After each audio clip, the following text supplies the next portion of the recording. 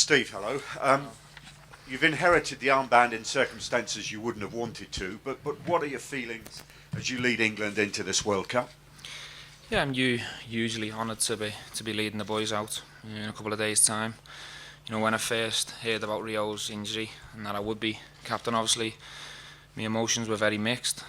Sick in the stomach for Rio because he's a fantastic player and a massive player for us, and obviously deeply disappointed that he's not going to be available. But now it's my responsibility to lead the boys out, and I'm very excited and I'm looking forward to it. You've revived your central midfield partnership with Frank Lampard in the last couple of warm-up games. How do you feel that has gone, and can it work, do you feel, for England in a World Cup?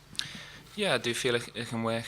I've said on many occasions I enjoy playing with Frank. He's a superb player. And we're looking forward to, if we are selected to play against the USA, to make it work again. The important thing is the team, and that the team get results. It's not just about me and Frank, it's about all the players involved in the squad, and me and Frank have been working hard in training to make sure that the partnership works. There's been a lot said in the last couple of days about discipline because of Wayne's yellow card in that warm-up game. Is there a fear that he might be targeted by the USA, and do you think it would be effective even if they did try? I'm not sure whether he'll be targeted. We'll have to wait and see. But I think Wayne's experienced enough now to deal with it if he is. You know, Wayne understands that we need him on the pitch. He's a very important player for us. But you know, every player has been warned by the manager and the coaching staff how important it is to, you know, to channel your frustrations in the right way.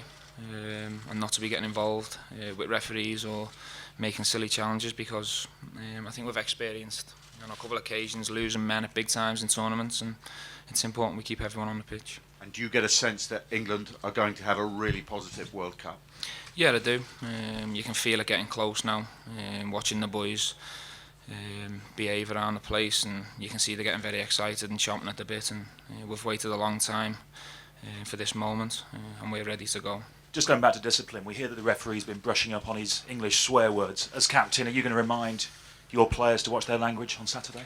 Well, if that's the case, I think you just don't swear at them, do you? I think that's the answer to that.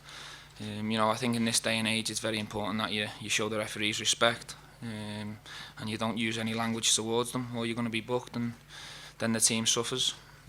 So I think everyone has to be on the guard and not slip into that trap.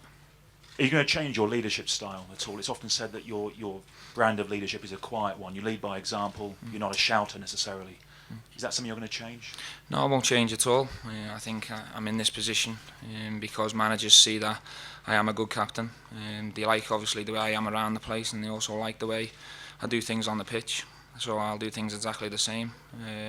I feel as if I've got the respect of the players, and I'm here for all the players, you know, if they need any help. But for me, I'm going to use the captaincy as a positive rather than a negative. I've got experienced people around me in the manager, Stuart Pearce, who's been there and done it. I've got David Beckham to lean on. Rio's still here. John Terry's a big captain. The squad's littered with big leaders out there. So for me, I'm going to enjoy it, and I'm going to use it as a positive. Ian? Steve, you say you're champing at the bit now, and you have been together for quite a long time. I mean, what sort of things are you doing to sort of distract yourself from the build-up? And are you seeing the kind of pictures that we're seeing around Africa now in the build-up to this World Cup? Yeah, of course. All the players are aware of what's happening back home, how much support we're getting. We've also watched a DVD very recently from the guys over in Afghanistan, which was very inspiring and very touching. And now it's time for the players to deliver.